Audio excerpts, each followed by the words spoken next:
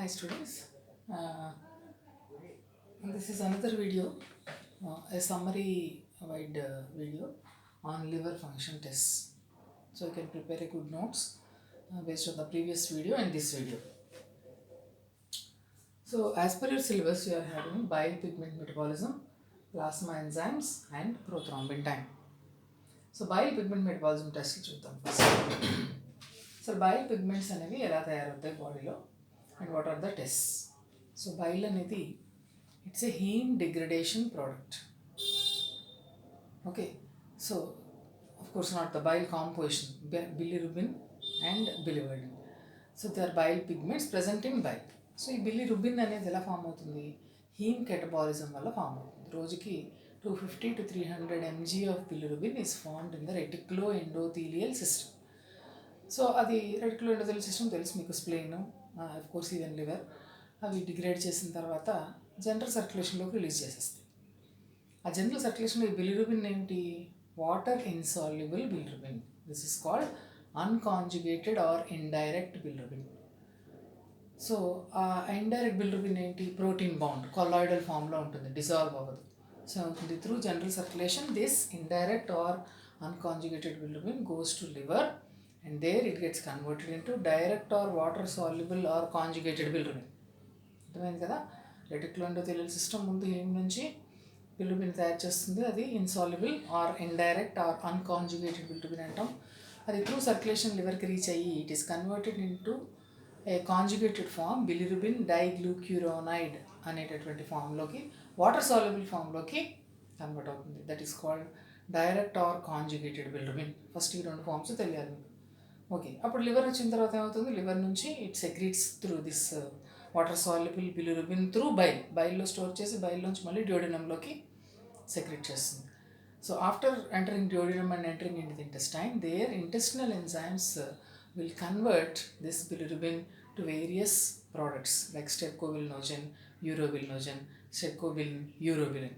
అంటే ఫీసెస్ ద్వారా అయితే స్ట్రెప్టోబిలినోజన్ అంటాం. అదే కొంత పోర్టల్ సర్క్యులేషన్, దట్ ఈస్ మళ్ళీ బ్లడ్లోకి ఎంటర్ అయ్యి ఒక కిడ్నీస్లోంచి యూరిన్లోంచి ఎక్స్క్రీట్ అవుతుంది, కానీ యూరోబిలిన్ అంటాం. యూరోబిలినోజన్ అండ్ యూరోబిలిన్. కొంత యూరోబిలినోజన్ యూరిన్లోంచి ఎక్స్క్రీట్ అవుతుంది, కొంత రిమైనింగ్ 3/4 ఫీసెస్ ద్వారా ఎక్స్క్రీట్ అవుతుంది. This is bile pigment metabolism. అసలు ఫస్ట్ బైల్ పిగ్మెంట్స్ ఎలా తయారవుతున్నాయి, what is happening inside your this portal system. So ఇవి టెస్ట్ చేయడానికి సో బైల్ పిగ్మెంట్ బిలిరుబిన్ ఎంత ఉండాలి?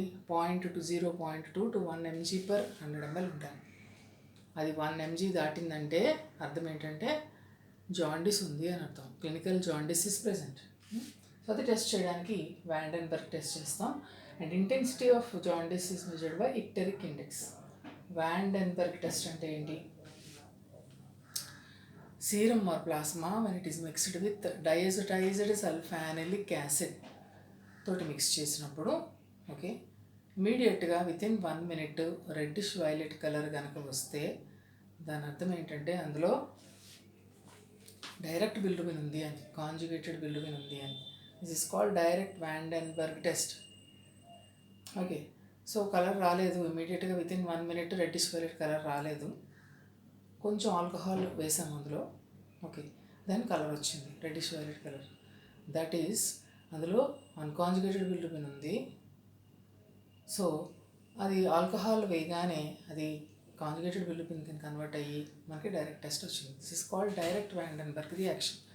సో ఆల్కహాల్ యాడ్ చేసిన తర్వాత వస్తే యూరిన్లో ప్లాస్మాలో ఏమున్నట్టు అన్కాంజుగేటెడ్ బిలిరుబిన్ ఉంది, ఆల్కహాల్ వల్ల అది కాంజుగేటెడ్ బిలిరుబిన్ కింద మారింది అని. So direct van den Bergh test within 1 minute వస్తే conjugated bilirubin is present in it.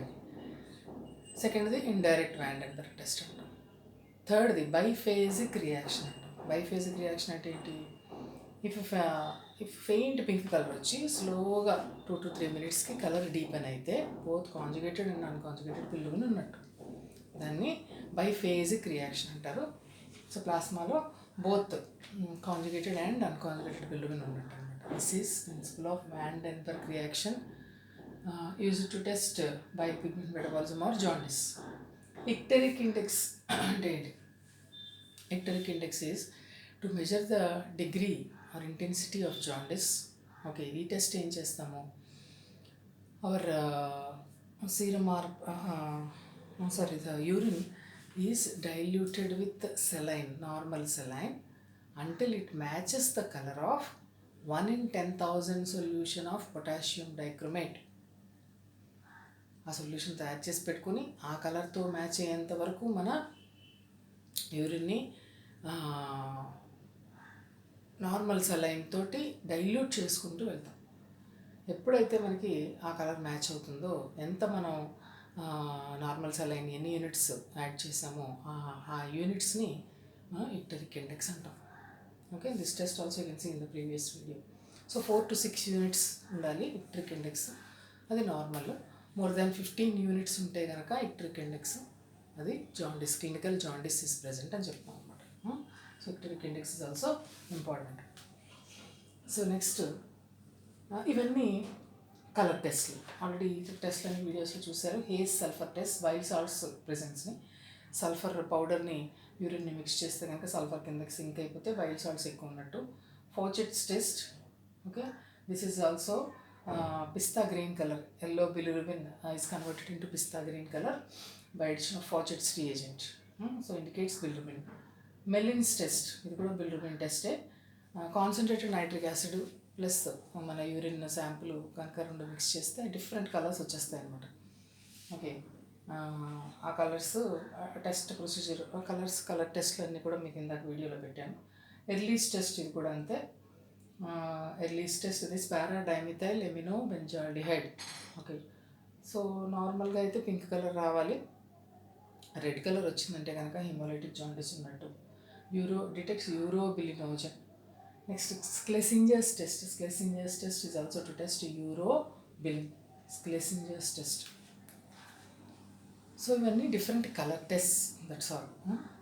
ఈ కలర్ టెస్ట్ల వల్ల, క్వాలిటేటివ్ కలర్ టెస్ట్ల వల్ల ఏంటంటే ఆ యూరిన్లో కానీ ప్లాస్మాలో కానీ వైల్డ్ సాల్ట్స్ ఉన్నాయా, బిలిరుబిన్ ఉందా, ఎక్కువ ఉందా, తక్కువ ఉందా, ఇవన్నీ you can refer to the colour test ఎలా చేస్తారని కూడా అది ఒకసారి చూసుకుని. Most important is van den Bergh test. Next one is prothrombin time test. Prothrombin time test కూడా లివర్ ఫంక్షన్ అసెస్ చేయడానికి ఒక మార్కర్ అనమాట. ఇట్లాగా ప్రోథ్రాంబిన్ని లివరే తయారు చేస్తుంది, బట్ విటమిన్ కే ఉండాలి లివర్ తయారు చేయడానికి. సో ప్రోథ్రాంబిన్ టైం టెస్ట్ ఎలా చేస్తారు? సీరం తీసుకొని, బ్లడ్ తీసుకొని సిట్రేట్ కానీ ఆక్సలేట్ కానీ యాడ్ చేసి దానికి కొంచెం థ్రాంబోప్లాస్టిన్, కాల్షియం కూడా యాడ్ చేసి ఎంత టైంలో క్లాట్ అవుతుందో చూస్తారు. That is 11 to 14 seconds is normal. So prothrombin levels కనుక లివర్ బాగా పనిచేస్తూ ప్రోథ్రాంబిన్ లెవెల్స్ బాగుంటే 11 to 14 secondsలో బ్లడ్ క్లాట్ అయిపోవాలి. When you provide thromboplastin, when you mix thromboplastin and calcium to citrated or oxalated plasma, prolonged prothrombin time 14 seconds కంటే ఎక్కువ వస్తుంది, blood clot అవ్వట్లేదు అనుకుంటే కనుక 2 reasons ఉండొచ్చు. One is liver dysfunction or parenchymal cells అంటాం. Metabolic functions లివర్లో parenchymal cells చేస్తాయి. Parenchymal cell dysfunction or obstructive jaundice రెండు ఉండొచ్చు. ప్రొలాంగ్డ్ ప్రోథ్రాంబిన్ టైం ఏంటది? ప్యారెంకైమల్ అది ఎలా తెలుస్తుంది అంటే వైటమిన్ కే ఇంజెక్షన్ ఇస్తాం. ఇప్పటివరకు ఇవ్వలేదు, ప్రొలాంగ్డ్ ప్రోథ్రాంబిన్ టైం వస్తుంది, ఇప్పుడు వైటమిన్ కే ఇంజెక్షన్ ఇస్తాం. మళ్ళీ లెవెల్స్ రెస్టోర్ అయిపోయినాయి అనుకోండి, అర్థం ఏంటి అంటే అబ్స్ట్రక్టివ్ జాండిస్ ఉన్నట్టు, లివర్ బాగానే ఉన్నట్టు. ఒకవేళ విటమిన్ కే ఇంజెక్షన్ ఇచ్చిన తర్వాత కూడా లెవెల్స్ రెస్టోర్ అవ్వలేదు అనుకోండి, సో విటమిన్ కే ఇచ్చినా కూడా అక్కడ ప్యారెంకైమల్ సెల్స్ సరిగ్గా ఎంజైమాటిక్ మెషినరీ సరిగ్గా లేకపోవడం వల్ల నీకు ప్రోథ్రాంబిన్ తయారవ్వలేదు, అందుకని లెవెల్స్ రెస్టోర్ అవ్వవు. రెస్టోర్ అయిపోయినాయి అంటే vitamin K non availability in obstructive జాండిస్లో జరుగుతుంది. అది అంటే వైటమిన్ కే అబ్జార్ప్షన్ సరిగ్గా జరగక అబ్స్ట్రక్టివ్ జాండిస్లో మీకు ప్రోథ్రాంబిన్ సరిగ్గా తయారవ్వలేదు, బట్ లివర్ సెల్స్ బాగానే ఉన్నాయి. So before and after vitamin K injection prothrombin time test చేయడం ద్వారా లెవెల్స్ ఒకవేళ రెస్టోర్ అయితే లివర్ ప్రాబ్లం ఏమీ లేనట్టు. లివర్స్ వైటమిన్ కే ఇంజెక్షన్ ఇచ్చినా కూడా ప్రోథ్రాంబిన్ టైము రెస్టోర్ అవ్వలేదు, నార్మల్ లెవెల్స్ రాలేదు అంటే అది లివర్ ప్రాబ్లం ఉన్నట్టు, ప్యారెంకైమల్ సెల్స్ ప్రాబ్లం ఉన్నట్టు. So this is prothrombin time. Next finally plasma enzymes in liver diseases. ఇందులో పెద్ద కాన్సెప్ట్ ఏం లేదు, అన్ని నార్మల్ యూనిట్స్ అన్నీ కొంచెం మెమరైజ్ చేసుకోవటం, బై హార్ట్ చేయటం, అండ్ ఇవి ఎక్కువైతే ఇది తక్కువైతే ఇది అని చెప్పడం. Just note the all the enzymes, that is SGPT or alanine transaminase, serum glutamate pyruvate transaminase or alanine transaminase, SGOT AST aspartate transaminase. ఈ రెండు చాలా ఇంపార్టెంట్ ఎంజైమ్స్. ఇవి జనరల్ యూనిట్స్ 10 to 35, ఇదేమో less than 35 international units per litre ఉండాలి. Alkaline phosphatase, 5' nucleotidase, cholinesterase, these are the enzymes. ఇందులో మళ్ళీ functional enzymes, non functional enzymes ఇందాక వీడియోలో చెప్పాను, చూసుకోండి. ఫంక్షనల్ ఎంజైమ్స్ ఏమో ఇంక్రీజ్ అవుతాయి, నాన్ ఫంక్షనల్ ఎంజైమ్స్ ఏమో డిక్రీజ్ అవుతాయి. 5' న్యూక్లియోటిడేస్ అండ్ కాలినెస్టరేస్. సో ఇవి డిఫరెన్షియల్ డయాగ్నోసిస్ అంటారు. అంటే ఎస్జిపిటి, ఎస్జిఓటి యొక్క రేషియో కూడా డిఫరెంట్ డిజార్డర్స్ని ఇండికేట్ చేస్తుంది. ఎస్జిపిటి జనరల్గా increased in liver diseases, obstructive jaundice, infective hepatitis, myocardial infarction, అంటే 2 to 20 times ఫోల్డ్ ఇంక్రీజ్ ఉంటే కనుక ఎస్జిఓటిలో అది మయోకార్డియల్ ఇన్ఫాక్షన్ ఇండికేట్ చేస్తుంది. ఇంకా అక్యూట్ లివర్ డిసీజెస్లో మోర్ దాన్ 1000 యూనిట్స్ కూడా ఉంటుంది ఎస్జిపిటి. ఇంకా హెపాటిక్ డిసీజెస్లో ఏం జరుగుతుందంటే SGPT is more than SGOT. Whereas ఒకవేళ SGOT is more than SGPT అంటే ఏమిటి ఇండికేట్ చేస్తుంది? Alcoholic liver diseases, hepatitis with cirrhosis, liver metastasis, myocardial infarction. SGOT more than SGPT ఉంటే కనుక. అలాగే decreased ratio of SGOT SGPT ఉంటే or increased ALT ఉంటే కనుక acute hepatocellular injury, cholestasis, obstruction to bile ఫ్లోని cholestasis అంటారు. ఈ రెండు రోట్లోనూ decreased ratio of SGOT to SGPT. Next GGT, gamma glutamyl transferase, ఇది కూడా లివర్ తయారు చేస్తుంది. ఈ ఎంజైమ్ కూడా లివర్ డిసీజెస్లో ప్లాస్మా ఎంజైమ్స్, ఈ ఎంజైమ్ లెవెల్ కూడా పెరుగుతుంది. ఇది endoplasmic reticular cells of the hepatic cells ఉంటుంది అనమాట. ఎండోప్లాస్మిక్ రెటిక్యులంలో ఉంటుంది. Normal levels are 10 to 30 international units per litre. Increase in GGT indicates cholestasis, obstruction to bile flow. ఇంకా క్రానిక్ ఆల్కహాలిజంలో ఎక్కువగా జీజీటీ అనేది పెరుగుతుంది. And myocardial infarction, renal failure, COPD, diabetes mellitus, chronic obstructive pulmonary disorder, diabetes mellitus, ఈ రెండు డిజార్డర్స్లో కూడా GGT అనేది పెరుగుతుంది. Last 2 enzymes are 5' nucleotidase and pseudocholinesterase. 5' nucleotidase జనరల్గా అది ఎక్టో ఎంజైమ్ అంటాం, ప్లాస్మా మెంబ్రెయిన్ మీద ఉంటుంది. Levels increase in hepatitis 2 to 10 జనరల్గా ఉంటాయి. సూడోకోలినెస్టరేస్ అనేది నాన్ ఫంక్షనల్ ప్లాస్మా ఎంజైమ్, ఇది లివర్ డిసీజెస్లో తగ్గుతుంది. Okay, so these are all different plasma enzymes which act as biomarkers for liver diseases. ఇది బైల్ పిగ్మెంట్ మెటబాలిజంకి సంబంధించిన డిఫరెంట్ కలర్ టెస్ట్లు అండ్ వ్యాండెన్బర్గ్ టెస్ట్, ఇక్ట్రిక్ ఇండెక్స్ బాగా రాయాలి. Okay, so this is a summary.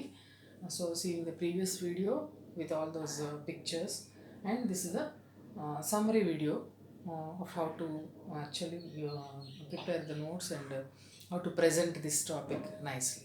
Thank you.